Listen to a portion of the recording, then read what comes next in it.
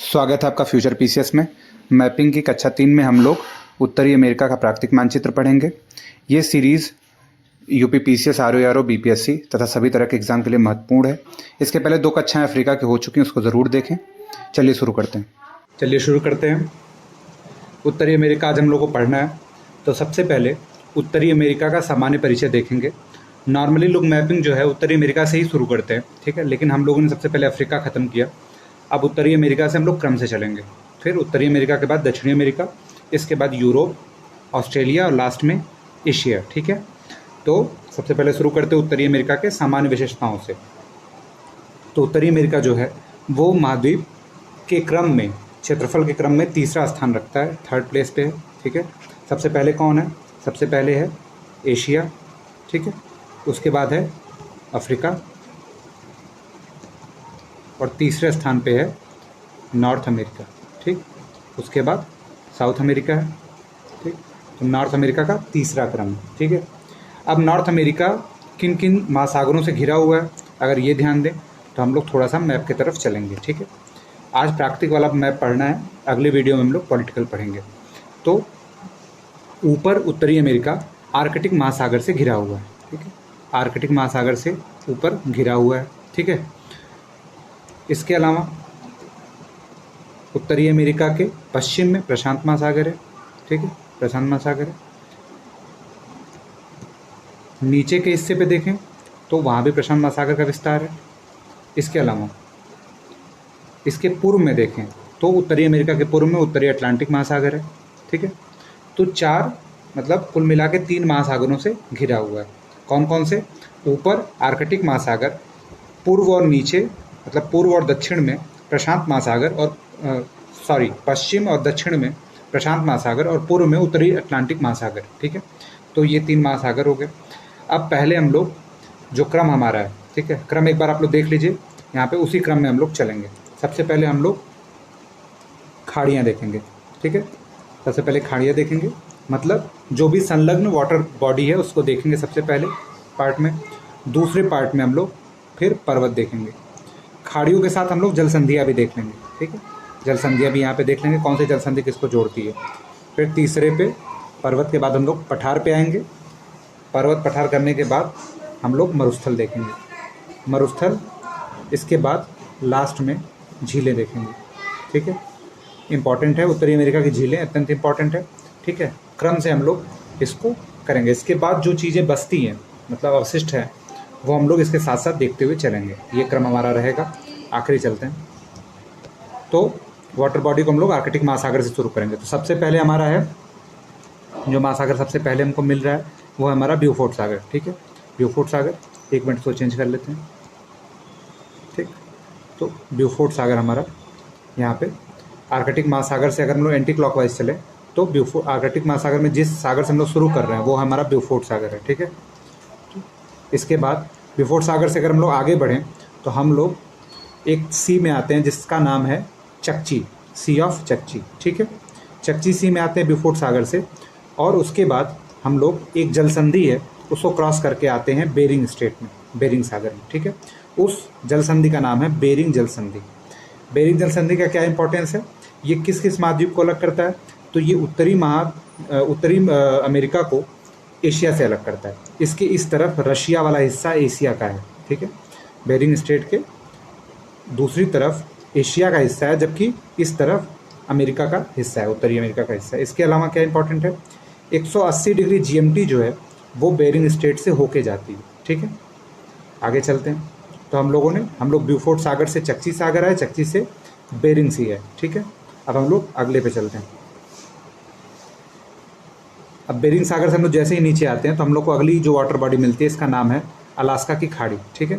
Alaska की खाड़ी Alaska range के दक्षिण में स्थित है तथा उत्तरी अमेरिका के सबसे उत्तरी हिस्सों में स्थित है।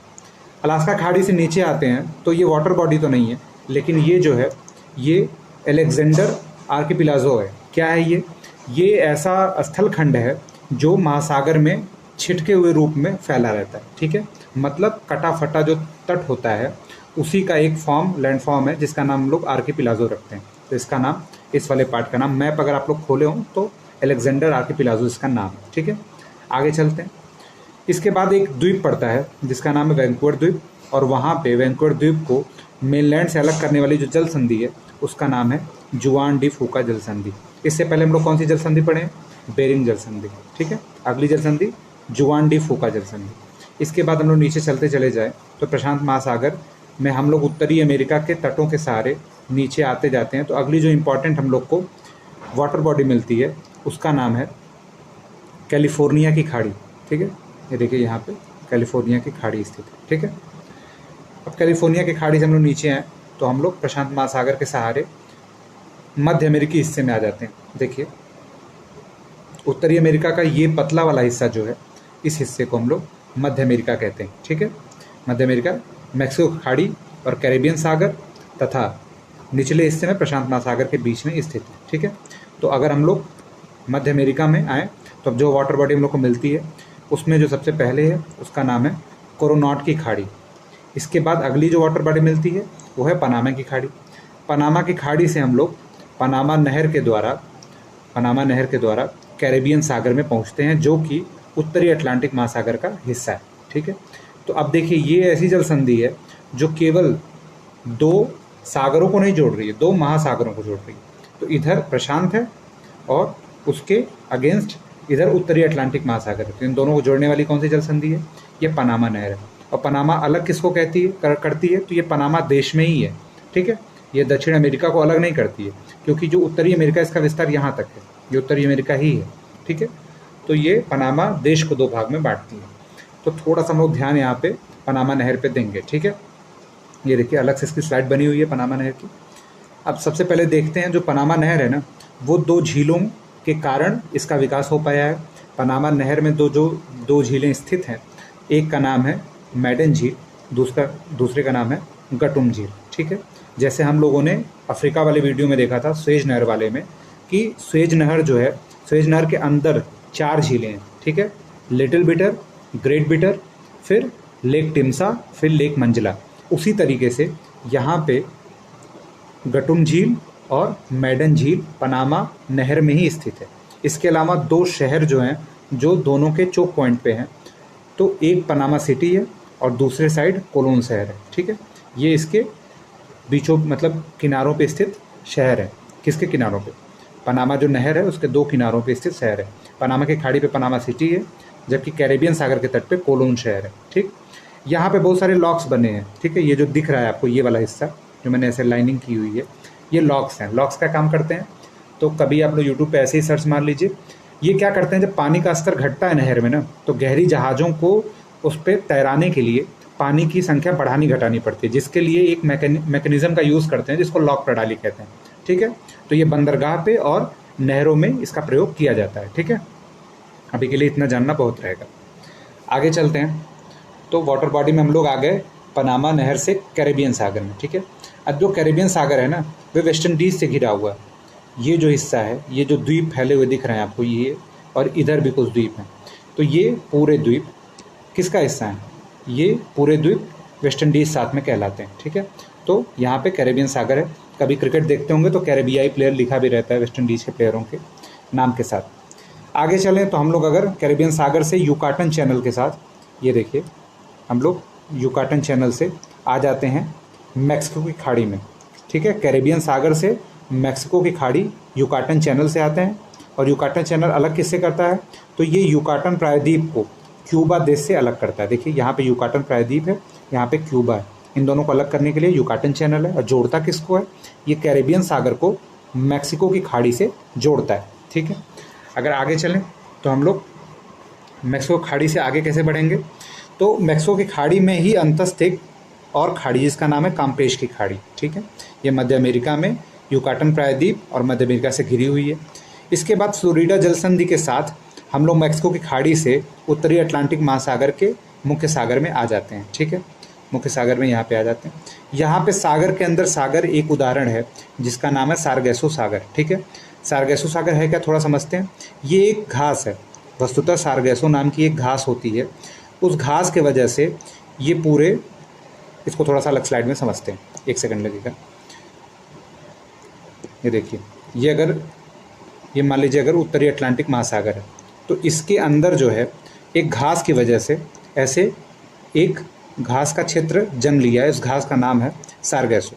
ठीक है, अब सारगैसो की वजह से इस जो क्षेत्र को है, जहाँ तक ये घास का विस्तार है, इस क्षेत्र को सारगैसो सागर कहते हैं। ठीक है, और ये जो येलो कलर है ये एक घास है। ठीक है, उसी घास के नाम पे ही इस सागर का नाम है। बाकी ये स्थित तो अटलांटिक महासागर में ही है, तो ये सागर के अंदर सागर का मतलब महासागर के अंदर सागर का उदाहरण है, जो बहुत रेयर है। इसलिए एक क्वेश्चन एक बार इससे पूछा गया, दोबारा भी पूछा जा सकता है। ठीक है, अब हम लोग आ गए उत्तरी अटलांटिक महासागर में।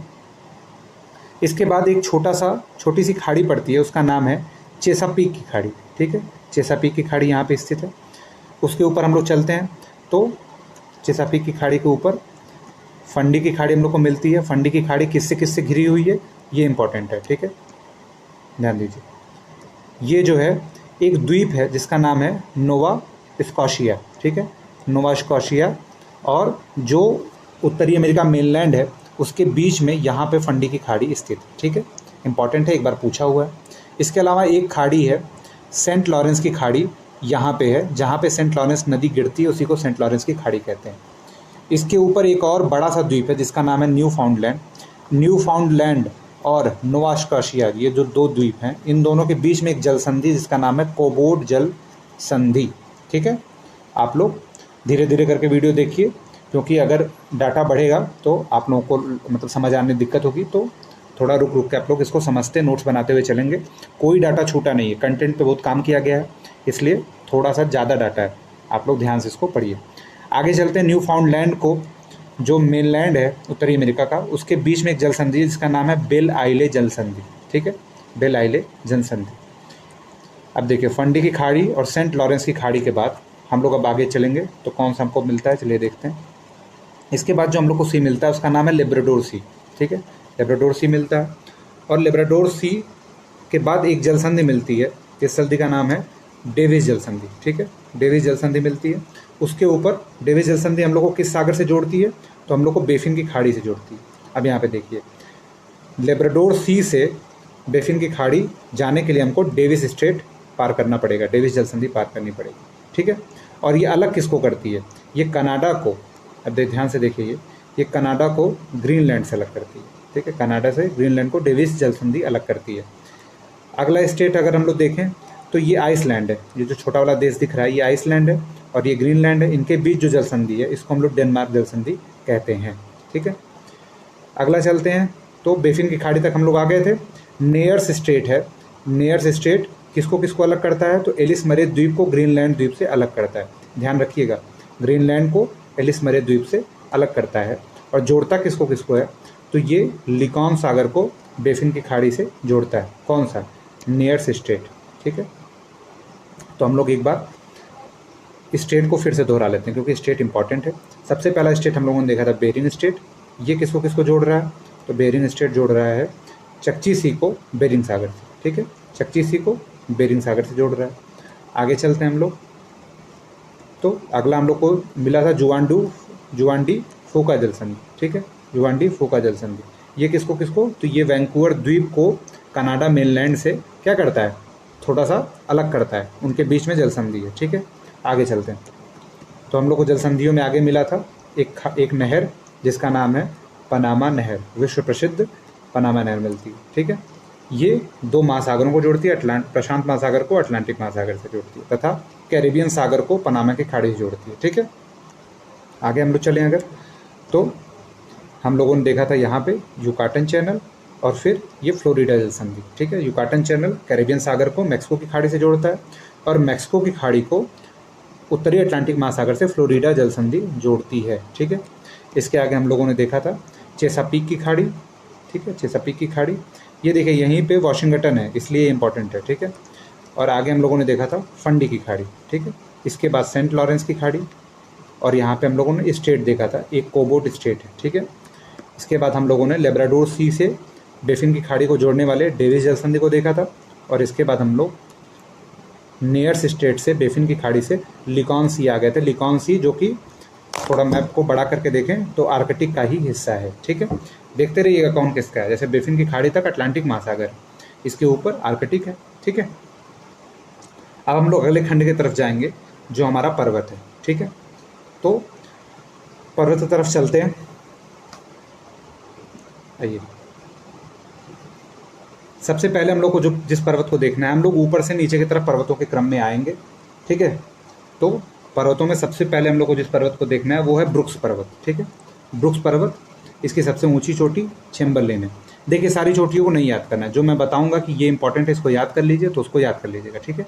और जो नहीं है उसको इतना मतलब ध्यान देने की जरूरत नहीं है, ठीक है। केवल ब्रुक्स पर्वत याद रख लीजिए कि कहाँ पे है। तो ये जो प्रांत है ना, ये वाला हिस्सा जो है, इसको हम लोग कहते हैं कि ये अलास्का प्रांत है, ये अमेरिका का हिस्सा है, यहीं पे एक ऐसे है। ये पहले रसिया का हुआ करता था, रशिया ने किसी ज़माने में इसको अमेरिका को भेज दिया, और परिणाम ये हुआ कि यहाँ पे पेट्रोलियम का खनन हो गया और अमेरिका को फ़ायदा हो गया कुछ ज़्यादा ही, ठीक है। और ये ब्रुक्स पर्वत अलास्का में ही स्थित है, ठीक। अगर हम लोग पॉलिटिकल मैप में एक बार जाएँ तो ये देखिए, ये प्रांत जो है, एक बार इसको हम लोग कर लेते हैं। ये जो प्रांत है इसको हम लोग अलास्का कहते हैं। क्या कहते हैं इसको? अलास्का कहते हैं, ठीक है। तो अलास्का में ही यहाँ पे ब्रुक्स है, ठीक है। चलते हैं अपने मेन मैप पे। देखिए, इसके बाद अलास्का पर्वत के बाद जो अगला अलास्का में ब्रुक्स पर्वत के बाद जो अगला पर्वत है वो अलास्का नाम का ही अलास्का पर्वत। ये अलास्का की खाड़ी के सम्मुख स्थित है। यहाँ पे एक सबसे इम्पॉर्टेंट जो चोटी है उसको हम लोग को नहीं भूलना है। ये माउंट मैकिनले और माउंट डेनाली एक ही नाम है। पहले इसका नाम माउंट मैकिनले हुआ करता था, बाद में इसका नाम बदल के माउंट डेनाली कर दिया गया।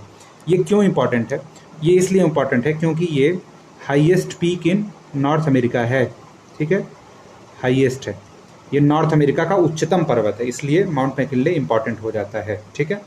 इसके बाद एक मैकेंजी पर्वत है, ठीक, मैकेंजी पर्वत। और इन तीनों से घिरा हुआ एक पठार है, इसका नाम है यूकान का पठार, ठीक है। अब देख लीजिए, ये एक अंतर पर्वतीय पठार हो गया कि नहीं। जो पठार कई पर्वतों के बीच में हो उसको क्या कहते हैं? अंतर पर्वतीय पठार कहते हैं। तो यूकान पठार उसका उदाहरण हो गया। उत्तरी अमेरिका में ज़्यादातर पठार जो अंतर पर्वतीय पठार है। तो हम लोग पर्वतों को देखेंगे तो साथ में पठार भी देखते हुए चलेंगे, ठीक है। फिर पठार को एक बार रिवाइज भी कर लेंगे। इसके बाद हम लोग चलते हैं तो एक रेंज है जो अमेरिका के तट के सहारे विस्तृत है। इस रेंज का नाम है कोस्ट रेंज, ठीक है। ये देखिए, यहाँ पे मैं इसको मार्क कर रहा हूँ, आप तो थोड़ा ध्यान से देखिए। ये जो हिस्सा है ये कोस्ट रेंज है, ठीक है। ये उसका विस्तार माउंट मैकिनले मतलब अलास्का से एकदम नीचे की तरफ तक है, ठीक।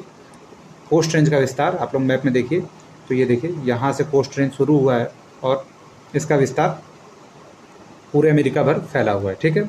अब कोस्ट रेंज के समानांतर जो वलित पर्वत अमेरिका में स्थित है उसका नाम है रॉकी पर्वत, ठीक है। ये देखिए आपका रॉकी पर्वत, रॉकी पर्वत स्थित है, ठीक है। रॉकी पर्वत एक वलित पर्वत का उदाहरण है, जैसे एशिया में हिमालय, ठीक है।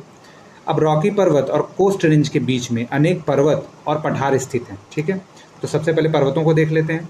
तो ये रहा हमारा कोस्ट रेंज के बगल में एक पर्वत है, इसका नाम है कैस्केड रेंज, और एक पर्वत है सेरा नेवाडा रेंज, ठीक है। ये दो पर्वतों को हम लोग को ध्यान देना है, ठीक है।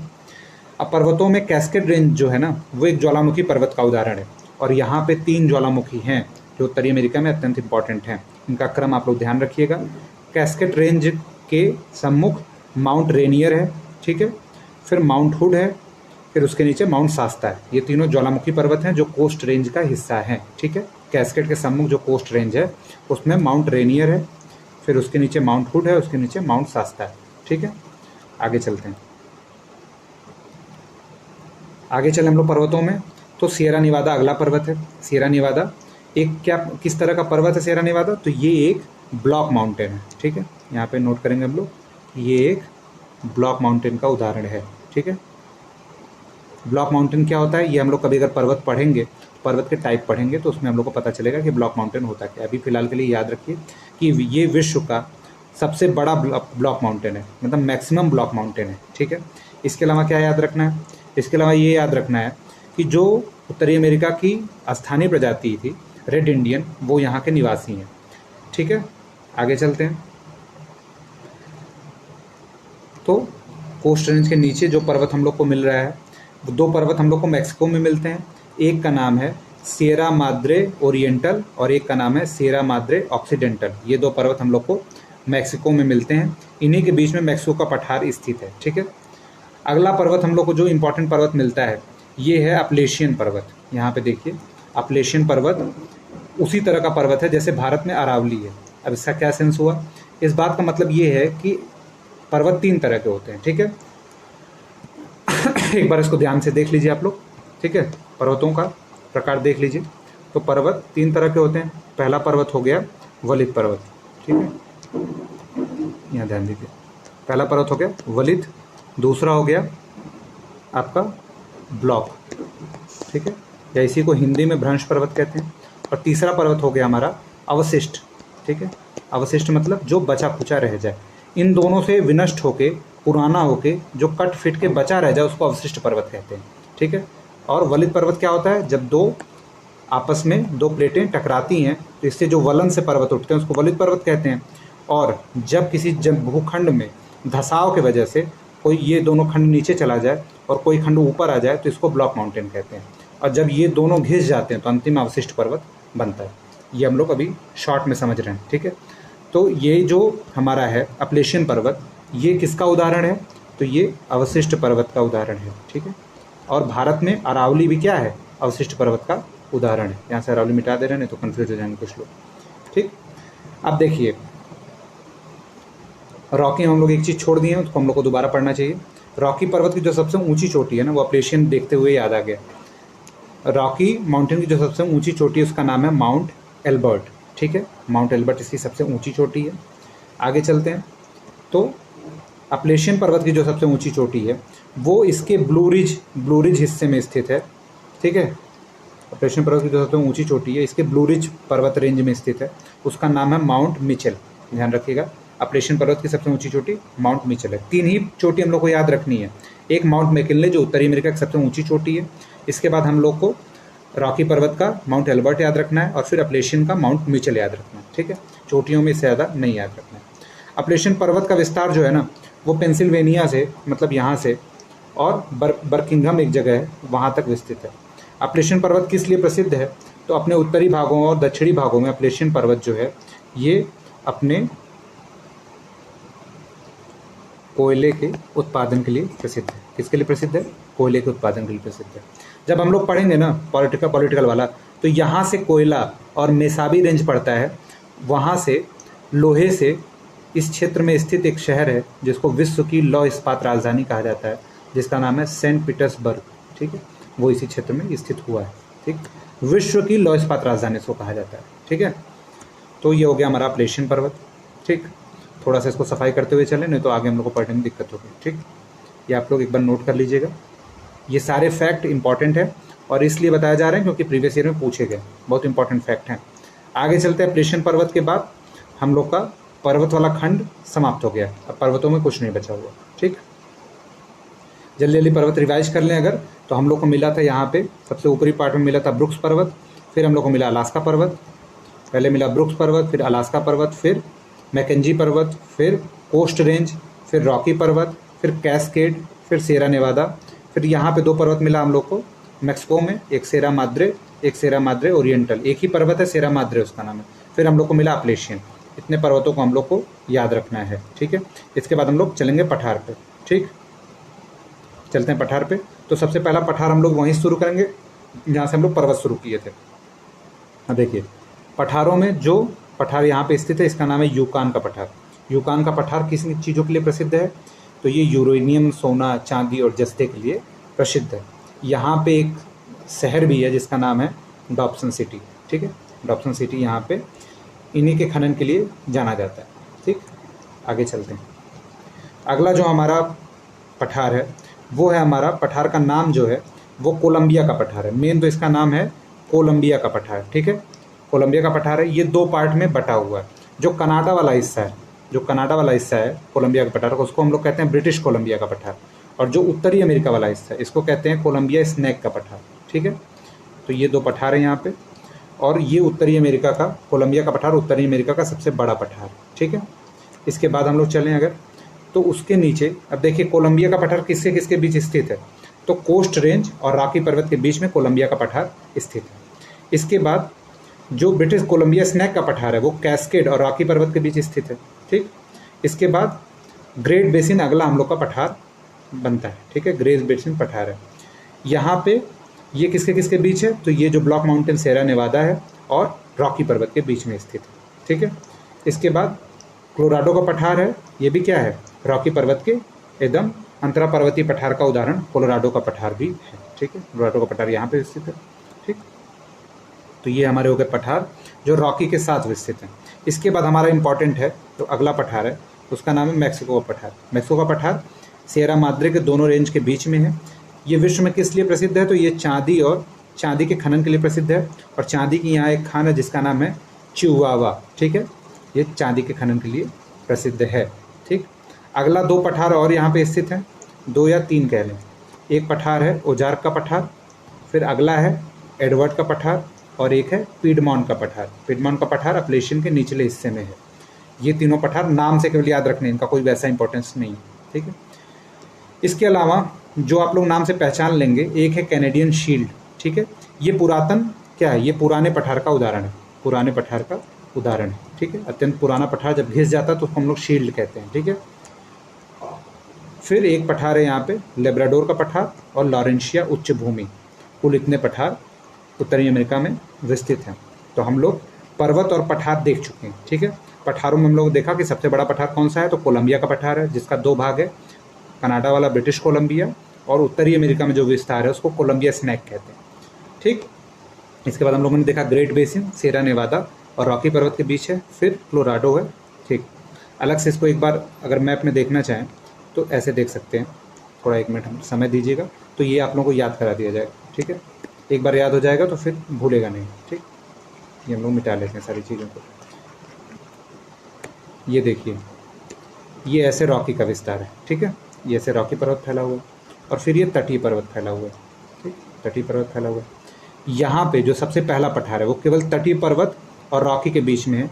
इस पर्वत पठार का नाम क्या है, ये है ब्रिटिश कोलंबिया का पठार। ठीक है, इसके बाद यहाँ आ जाता है कैस्केड रेंज। ठीक है, कैस्केड रेंज और रॉकी के बीच में जो पर्वत है उसको कहते हैं कोलंबिया स्नेक का पठार, कोलंबिया स्नेक का पठार। इसके बाद सिएरा नेवादा आ जाता है। सिएरा नेवादा और रॉकी के बीच में जो पठार है उसको हम लोग कहते हैं ग्रेट बेसिन। ग्रेट बेसिन अभी हम लोग देखे थे। फिर कोलोराडो का पठार यहाँ पर स्थित। ठीक, इसके बाद एक पठार कौन सा देखे थे, इसके नीचे एक पठार और देखे थे। ठीक है, वो पठार था यहाँ पे सिएरा माद्रे ऑक्सीडेंटल है, ओरिएंटल है, ये ऑक्सीडेंटल है, इनके बीच में मैक्सिको का पठार है। ठीक, तो ये चारों पठार कैसे हो गए, ये अंतरा पर्वतीय पठार हो गए, अंतरा पर्वतीय पठार के उदाहरण हो गए। ठीक है, ये पठार का नाम क्या है, ये हमारा था मैक्सिको का पठार। ठीक है, हम लोगों ने मैप में इतना देखा। फिर हम लोगों ने कौन कौन सा पठार देखा, तो एक पठार देखा एडवर्ड का पठार, एडवर्ड का पठार, एक ओजार्क का पठार देखा, एक पीडमॉन्ट का पठार देखा, और एक लॉरेंशिया शील्ड देखा, फिर लॉरेंशिया हाईलैंड देखा। ठीक, यही सब पठार हम लोगों ने देखा। ठीक है, अब आगे चलते हैं। लोग मैप में एक बार देख लीजिए, आप लोग यही सब बातें हम लोग कर रहे थे ना। जो अगली चीज़ हम लोग को पर्वत पठार के बाद देखनी है वो हम लोगों को नदियाँ और झीलें देखनी है। ठीक है, तो सबसे पहले नदियों में चलते हैं। तो जो सबसे बड़ी नदी है उस नदी का नाम है मिसिसिपी मिसौरी नदी। ठीक है, ध्यान दीजिए यहाँ पे, ये जो मिसिसिपी मिसौरी नदी है ये वहाँ की सबसे बड़ी नदी है। ठीक, ये किस लिए प्रसिद्ध है, तो ये अपने पंजाकार डेल्टा के लिए प्रसिद्ध है, ये प्रश्न पूछा जाता है। इसके अलावा इसके तटीय इलाकों में पेट्रोलियम और सल्फर पाया जाता है। ठीक, अब अगर इसको ध्यान दें तो ये नदी जो है 2 नदियों से मिलकर बनी है, मिसिसिपी और मिसौरी। ठीक है, जो नदियाँ दोनों कहाँ आके मिलती हैं, तो ये देखिए, ये यहाँ पे नहीं होगा, ये नदियाँ आके मिलती हैं सेंट लुइस एक जगह। ठीक है, क्या नाम है इसका, एक सेकेंड, इस जगह का नाम है सेंट लुइस, जहाँ पे ये दोनों नदियाँ मिलती हैं और यहीं से ये एक साथ कहाई जाती है मिसिसिपी मिसौरी, जैसे गंगा यमुना मिलती हैं। ठीक है, जो मिसिसिपी नदी निकलती है वो इटास्का लेक से निकलती है, पूछा नहीं गया ये कभी, न पूछा जाएगा। ठीक है, तो मिसिसिपी मिसौरी नदी के बारे में क्या लिखेंगे, ये इटास्का से निकलती है तथा बृहद मैदान मध्य मैदान होते हुए कहाँ जाके गिरती है, मैक्सिको की खाड़ी में जाके गिरती है, पंजाकार डेल्टा बनाती है और पेट्रोलियम और सल्फर के लिए प्रसिद्ध है। ठीक, अगली नदी जो हम लोग को देखनी है उस नदी का नाम है रियो ग्रांडे नदी। ये किस लिए प्रसिद्ध है रियो ग्रांडे नदी, तो रियो ग्रांडे नदी जो है ये भारत कह रहे हैं, अमेरिका और कनाडा के बीच में सीमा बनाती है। ये किसके यूएसए और कनाडा सीमा बनाती है, इसलिए ये प्रसिद्ध है। कहाँ खाड़ी बना, मतलब मैक्सिको की खाड़ी में अपना मुहाना बनाती है, और निकलती कहाँ से है, तो ये रॉकी पर्वत से निकलती है। तो इसके बारे में क्या हम लोग को जानना है कि रियो ग्रांडे नदी रॉकी पर्वत से निकलती है, ये यूएसए और कनाडा का सीमा बनाती है, यूएसए कनाडा की सीमा बनाती है और मैक्सिको की खाड़ी में आके गिर जाती है। ठीक है, आगे चलें नदियों में। तो जो नदियाँ हम लोग को देखनी है एक नदी यहाँ पे बहती है कैलिफोर्निया के पास, ये जो कैलिफोर्निया की खाड़ी है, और ये कैलिफोर्निया प्रदेश है, ये वाला हिस्सा, इतना हिस्सा, ये जो हिस्सा है ये कैलिफोर्निया प्रदेश है, किसका, यूएसए का, ध्यान दीजिए ये वाला हिस्सा, ठीक है। तो यहाँ पे दो नदियाँ बहती हैं, एक का नाम है सैन जैक्विन और सैक्रामेंटो। ये दोनों नदियाँ छोटी नदियाँ हैं, मैप में दिया नहीं हो तो आप लोगों को यहाँ पे बता दिया जा रहा है कहाँ बहती हैं, कैलिफोर्निया में बहती हैं। अगली जो महत्वपूर्ण नदी है उस नदी का नाम है क्लोराडो नदी, ठीक है। क्लोरेडो का पठार और क्लोरेडो नदी भी है, ठीक। ये नदी कहाँ से निकलती है, तो यहाँ ध्यान दीजिए, तो ये नदी रॉकी पर्वत से निकलती है और कहाँ मुहाना बनाती है, तो कैलिफोर्निया की खाड़ी में, ठीक है। अगर एक मिनट देखें, ये देखिए ये कैलिफोर्निया की खाड़ी में मुहाना बनाती है, निकलती कहाँ है, रॉकी से, ठीक है। अब देखिए ये पहले पावेल और मीड झील से होके जाती है और यहाँ पे एक प्रसिद्ध बांध है जिसका नाम है हूवर और बाउल्डर डैम, ठीक है। हूवर और बाउल्डर डैम के पीछे जो झील बनी हुई है, जो मानव निर्मित झील है, उस झील का नाम है मिड झील और पावेल झील, ठीक है। इसके बाद ये संसार का सबसे गहरा कैनियन बनाती है जिसका नाम है ग्रेट कैनियन। कैनियन क्या होता है, थोड़ा एक मिनट समझिए अगर, तो कैनियन को आप लोग समझ लेंगे, ठीक है। एक सेकंड समय दीजिए। जैसे कोई नदी बह रही है ऐसे, और अचानक से किसी बड़े अवरोध के क्रम में वो अपनी दिशा बदल देती है 90 डिग्री में, तो इस दौरान नदी टकराती है लगातार और यहाँ पे संघर्ष करती है। उस संघर्ष के क्रम में एक गहरा खड्ड का निर्माण करती है। इसी खड्ड को हम लोग, जब छोटा रहता है तो खड्ड कहते हैं और जब बड़ा हो जाता है तो इसको कैनियन कहते हैं, ठीक है। भारत में ब्रह्मपुत्र नदी कैनियन बनाती है, ठीक है। लेकिन विश्व में जो सबसे गहरा कैनियन बनाती है वो कौन सी नदी है, तो वो आपकी क्लोराडो नदी है, ठीक है, जिसके बारे में हम लोग चर्चा कर रहे हैं। देखिए यहाँ पे ग्रेट कैनियन हम लोगों ने देखा था, ग्रेट कैनियन, ठीक है। इसके बाद ये कैलिफोर्निया की खाड़ी में आके गिर जाती है। ये क्लोराडो नदी अब तक हम लोगों ने देखा है, ठीक है। आगे चलें, जो अगली नदी है तो हम लोग को कोलंबिया नदी देखनी है, ठीक है। कोलंबिया नदी दो नदियों से मिलकर बनती है, एक कोलंबिया और एक स्नैग नदी। इसके तट पे जो बांध स्थित है उसका नाम है ग्रैंड कुली बांध और ये प्रशांत महासागर में जाके गिरती है। ये अपने आप में एक बड़ी चीज़ है, ठीक है। प्रशांत महासागर में गिरने वाली ये उत्तरी अमेरिका की एक महत्वपूर्ण अंतःस्थलीय जलमार्ग, ठीक है। इसके बाद जो अगली नदी हम लोग को देखनी है फ्रेजर नदी है। फ्रेजर नदी इसलिए इंपॉर्टेंट है क्योंकि ये वैंकूवर द्वीप जो है इसके सम्मुख आके गिरती है। यहाँ देखिए ये आके आपकी गिर रही है फ्रेजर नदी, ठीक है। अगली नदी की तरफ चलते हैं। तो उत्तरी अमेरिका की जो दूसरी सबसे बड़ी नदी है उस नदी का नाम है मैकेंजी नदी। अब ये इंपॉर्टेंट क्यों हो जा रही है, क्योंकि ये एक झील से निकलती है और उस झील का नाम क्या है, उस झील का नाम है ग्रेट स्लेव झील। ग्रेट स्लेव झील से निकलती है और कहाँ गिरती है, तो ये मैकेंजी की खाड़ी में मुहाना बनाती है। देखिए ये मैकेंजी की खाड़ी जो आर्कटिक महासागर का हिस्सा है, यहाँ पे मुहाना बनाती है। इसके अलावा एक और नदी है यूकॉन नदी। यूकॉन नदी कहाँ से निकलती है, तो ये मैकेंजी पर्वत से यूकॉन नदी निकलती है। यूकॉन के पठार होते हुए पुस्कोवियम की खाड़ी में गिर जाती है, जो चक्सी सी का ही हिस्सा है पुस्कोवियम की खाड़ी, ठीक है। तो ये दो छोटी नदियाँ यहाँ पे थी। यूरोप, ये उत्तरी अमेरिका नदियों के लिए बहुत कम विख्यात है, कम नदियाँ हैं लेकिन इंपॉर्टेंट नदियाँ हैं, ठीक है। अब देखिए ये सेंट लॉरेंस की नदी जो है ये ओंटारियो झील से निकलती है। ये देखिए यहाँ से निकल रही है और ये जाके गिरती है सेंट लॉरेंस की खाड़ी में, जो हम लोग चर्चा कर रहे थे अभी, ठीक है। सेंट लॉरेंस की खाड़ी में ये जो ग्रेट लेक्स है अमेरिका की, उनके लिए एक रास्ता प्रदान करती है। उनके लिए क्या करती है, एक रास्ता काम करती है और औद्योगिक विकास में बहुत सहायता वहाँ करती है, ठीक है। अब हम लोग को देखना है कुछ जो अंतस्थ झीलें हैं, खूब सारी झीलें यहाँ पे हैं और कुछ खाड़ियाँ हैं, ठीक है। तो कनाडा के अंदर बहुत सारे द्वीप और खाड़ियाँ हैं, ठीक है। तो सबसे पहले द्वीपों को देखते हैं, फिर अंदर वाली खाड़ियों को देखते हैं। तो ये देखिए ये जो पूरे द्वीपों का समूह है जो फैला हुआ है ये पूरा, इनको हम लोग क्वीन एलिजाबेथ द्वीप कहते हैं। इसके बाद विक्टोरिया एक द्वीप है, फिर एलिस मरे द्वीप है और ये बेफिन द्वीप है। ये चार द्वीपों को आप लोग याद रखिए, कनाडा के बड़े बड़े द्वीप हैं। उन द्वीपों को क्रॉस करके जब आप अंदर आते हैं तो एक खाड़ी मिलती है, इसका नाम है हडसन की खाड़ी, और उस खाड़ी के अंदर एक खाड़ी जिसका नाम है जेम्स की खाड़ी, ठीक। इसके बाद एक और खाड़ी है हडसन की संधि के पास ही, उंगावा की खाड़ी। इसके बाद हडसन जल संधि से हम लोग क्रॉस करके आ जाते हैं लेब्राडोर सी में, ठीक है। तो ये अंतस्थ खाड़ियाँ थी जो भूमि से घिरी हुई हैं, ठीक है। अब हम लोग चलते हैं ग्रेट लेक्स की तरफ। तो अमेरिका की ग्रेट लेक्स विश्व में प्रसिद्ध हैं, ठीक। अब सुपीरियर के बारे में सबसे पहले जानते हैं, तो इसके लिए हम लोग थोड़ा सा दूसरे मैप का सहारा लेंगे, ठीक है। एक मैप बनाएंगे जल्दी से, ठीक है, एक सेकंड। ये देखिए ये सुपीरियर झील है, ये मिशिगन झील है और ये ह्यूरॉन झील है। ठीक है, इनके बीच में पहले रास्ता नहीं था, यहाँ एक नहर है, फिर ये ईरी झील है और फिर ये ओंटारियो झील है। ठीक है, तो इन झीलों के बारे में जानेंगे। तो जो सुपीरियर झील है ना, सुपीरियर झील ये यूएसए मतलब नॉर्थ अमेरिका की सबसे बड़ी झील है, नॉर्थ अमेरिका की सबसे बड़ी झील है। इसके अलावा ये विश्व में ताज़े पानी की सबसे बड़ी झील है, विश्व में ताज़े पानी की सबसे बड़ी झील। ठीक, इसके बाद जो अगली झील है वो मिशिगन झील है। मिशिगन झील इसलिए प्रसिद्ध है क्योंकि ये पूरी तरह से यूएसए में स्थित है। ठीक है, इसके बाद है ह्यूरॉन झील। ठीक, सुपीरियर और ह्यूरॉन को जोड़ने वाली जो नहर है उस नहर को हम लोग कहते हैं सू नहर। ठीक, सू नहर। ठीक, इसके बाद जो अगली झील है इसका नाम है ईरी झील और इसके बाद वाली झील का नाम है ओंटारियो झील। ओंटारियो झील। तो ये 5 झीलें पहले आप लोग ध्यान दीजिए। पहले का नाम है सुपीरियर झील, या ध्यान दीजिए, इसका नाम है सुपीरियर झील, फिर मिशिगन झील, फिर ह्यूरॉन, फिर ईरी, फिर ओंटारियो। अगर कभी पूछ दिया कि पश्चिम से पूर्व का क्रम लगाइए तो सबसे पहले आएगी सुपीरियर, फिर मिशिगन, फिर ह्यूरॉन, फिर ईरी, फिर ओंटारियो। ठीक है, जिसमें से मिशिगन पूरी तरह से यूएसए में स्थित है। अब देखिए जो नहर 2 हैं, एक सू नहर है। सू नहर किसको किसको जोड़ती है, तो ये सुपीरियर को ह्यूरॉन से जोड़ रही है। इसके अलावा एक नहर यहाँ पे स्थित है जिस नहर का नाम है वेलेंड नहर, वेलेंड नहर।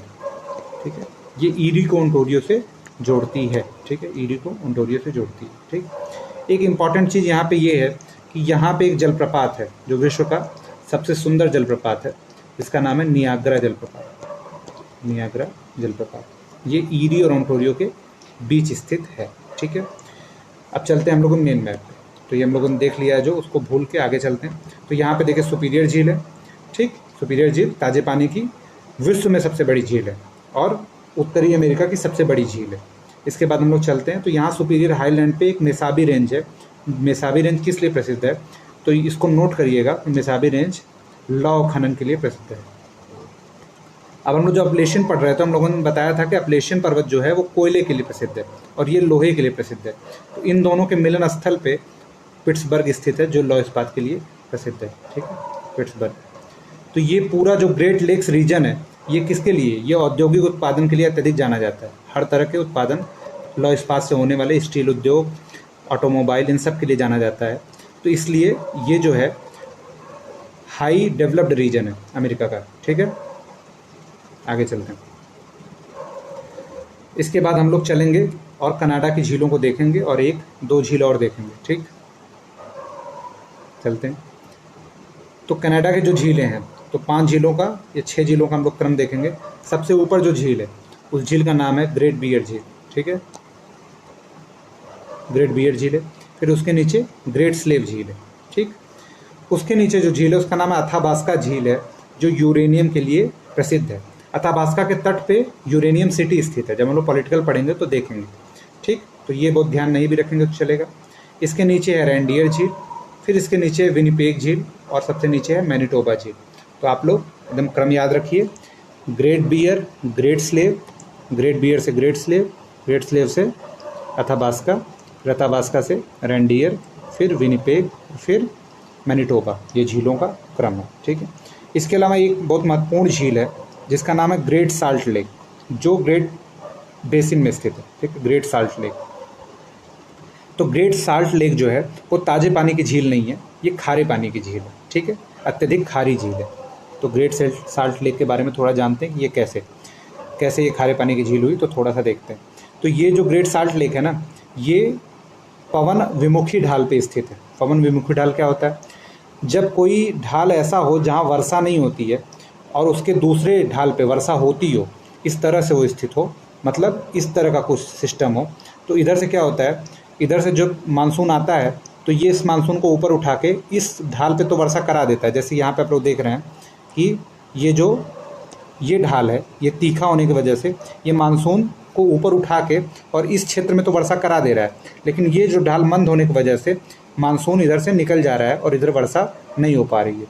तो ये जो ग्रेट स्लेव लेक थी, इसका पहले नाम था बोनविले, जो एक ताज़े पानी की झील हुआ करती थी। ये क्वेश्चन पूछा हुआ है, ताज़े पानी की झील थी। बाद में ये पवन विमुखी ढाल के विस्तार की वजह से ग्रेट स्लेव एक खारे पानी की झील हो गई। ठीक है, तो ये हमारी महत्वपूर्ण झीलें थी। ठीक है, इसके बाद हम लोग को क्या देखना है, इसके बाद हम लोगों को थोड़ा सा मैदान देखने हैं यहाँ के।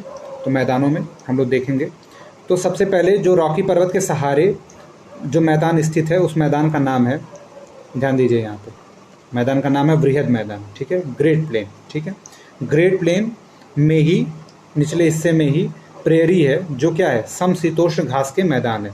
प्रेयरी क्या है, समशीतोष्ण घास के मैदान। ठीक, आप लोग को पिछले वीडियो में अफ्रीका वाले में भी बताया था, घास के मैदान कई तरह के होते हैं। ठीक, जिसमें शीतोष्ण उष्ण सब तरह के होते हैं। तो जो यूरोप उत्तरी अमेरिका कॉन्टिनेंट है वो क्या है, मेनली वो मेनली क्या है, समशीतोष्ण है। ठीक है, तो समशीतोष्ण में जो घास मैदान उगते हैं, तो उत्तरी अमेरिका में, नॉर्थ अमेरिका में जो है उनको हम लोग कहते हैं प्रेयरी। ठीक है, प्रेयरी। ऑस्ट्रेलिया में इसी समशीतोष्ण घास के मैदान को हम लोग कहते हैं डाउन्स। ठीक, यूरोप में कहेंगे इसी को, यूरोप में इसी को हम लोग कहेंगे स्टेपी। ठीक है, ये लोग आप लोग ध्यान रखिएगा, जब हम लोग यूरोप पढ़ेंगे तो उस टाइम भी इसका यूज होगा। प्रेयरी घास के मैदान गेहूं के लिए अत्यधिक प्रसिद्ध हैं, मक्का के लिए अत्यधिक प्रसिद्ध हैं। ठीक है, यहाँ जो मृदा पाई जाती है उस मृदा का नाम है चरनोजेम मृदा, जिसके कारण ये अत्यधिक उपजाऊ है। और यहाँ पे खूब समशीतोष्ण घास के मैदान होते हैं गेहूं के लिए, मक्के की खेती के लिए, तो खूब पशु उत्पादन होता है, खूब मीट प्रोडक्शन होता है। ठीक है, आगे जो चलते हैं, दूसरा मैदान जो है वो मध्य मैदान। ठीक है, मध्य मैदान है। मध्य मैदान अत्यधिक नदियों से घिरा हुआ मैदान है। यहाँ पे मिसिसिपी मिसौरी की एक नदी है, टेनेसी नदी, जिसपे विश्व की पहली जल विद्युत या कह लें बहुउद्देशीय परियोजना शुरू हुई, जिसको टेनेसी घाटी परियोजना कहते हैं। भारत में इसका देखा देखी एक परियोजना शुरू हुई थी जिसका नाम है DVC, मतलब दामोदर वैली कॉर्पोरेशन। टेनेसी पे ही बेस्ड थी। जब हम लोग पढ़ेंगे कभी भारत का मैप तो वहाँ पे इसकी चर्चा करेंगे। तो ये मैदान आप लोगों ने देख लिया। ठीक है, तो अभी इसमें मुझे लग रहा है सब कंप्लीट हो गया है। हम लोग अपना पुराना अगर याद करें तो पर्वत, पठार, मैदान, सारी चीज़ें प्राकृतिक वाली कंप्लीट हो गई। ठीक है, एक चीज़ जो हम लोग को देखनी है, वो चीज़ हम लोग को देखनी है कि जो क्रम है, ये क्रम हम लोगों ने जो पर्वत पठारों का क्रम इधर से इधर देखा था, एक छोर से दूसरे छोर तक हम ये क्रम इसमें देखेंगे। सबसे पहले हम लोग को जो रेंज मिली थी, याद करिए, रिवाइज करिए। सबसे पहले हम लोग को मिली थी कोस्ट रेंज, फिर हम लोग को सेंट्रल वैली मिली थी, फिर सेरा नेवादा मिला था। थोड़ा इतना मैप में देख लेते हैं। ये देखिए, सबसे पहले हमको मिली थी कोस्ट रेंज, यहाँ पे देखिए। फिर हम लोग को मिली थी वैली एक, जिसका नाम है कैलिफोर्निया घाटी। फिर हम लोग को मिला था शेरा नेवादा पर्वत। ठीक है, आगे अगर चलते चले जाएं इसके पीछे तो ग्रेट बेसिन और फिर माउंट रॉकी मिलता है। तो यहाँ पे देखिए, फिर अगला जो है ये ग्रेट बेसिन है, फिर रॉकी माउंटेन मिलता है। ठीक है, रॉकी माउंटेन मिलता है। रॉकी माउंटेन के बाद हम लोग आंतरिक उच्च भूमि मिलती है। एक सेकेंड,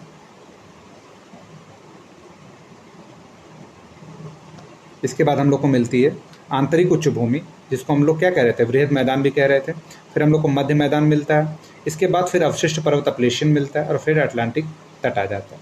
ये क्रम हम लोग को मैप में भी दिखाई दे रहा है एकदम साफ। सबसे पहले कोस्ट रेंज, फिर सेंट्रल वैली, फिर सेरा नेवादा, फिर ग्रेट बेसिन, फिर रॉकी, फिर वृहद मैदान, फिर मध्य मैदान, फिर अपलेशियन, फिर अटलांटिक तट। ठीक है, ये हम लोग को यहाँ पे समझना था। मानव विशेषताओं को अगर देखें तो उत्तरी अमेरिका का सबसे उच्चतम स्थान जो है वो है माउंट मैकिनले। माउंट मैकिनले जो कि अलास्का की एक चोटी है, जो उच्चतम अमेरिका का सबसे उच्चतम स्थान है। ठीक है, इसके अलावा अगर सबसे निम्नतम स्थान देखें तो ये हमारा कोलोराडो पठार के पास स्थित है मृत घाटी, ये सबसे निम्नतम स्थान है।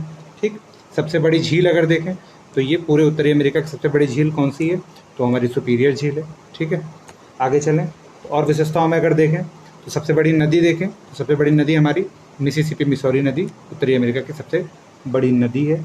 ठीक है, इसके अलावा सबसे लंबा पर्वत देखें तो सबसे लंबा पर्वत रॉकी पर्वत है, जिसकी सबसे ऊंची चोटी माउंट एल्बर्ट है। जो अगला वीडियो हम लोग करेंगे वो हम लोग किस पे करेंगे, तो वो हम लोग पॉलिटिकल मैप पे करेंगे। इसके बाद जो छूटी हुई चीज़ें हैं वो हम लोग पॉलिटिकल के साथ ही ख़त्म कर लेंगे। अगर इन दोनों के बाद भी कुछ ऐसा लग रहा है कुछ चीज़ें छूट गई हैं तो वो हम लोग वर्ड मैप जब हम लोग कंसोलिडेट करेंगे पूरी चीज़ों को तो उसको एक साथ करेंगे।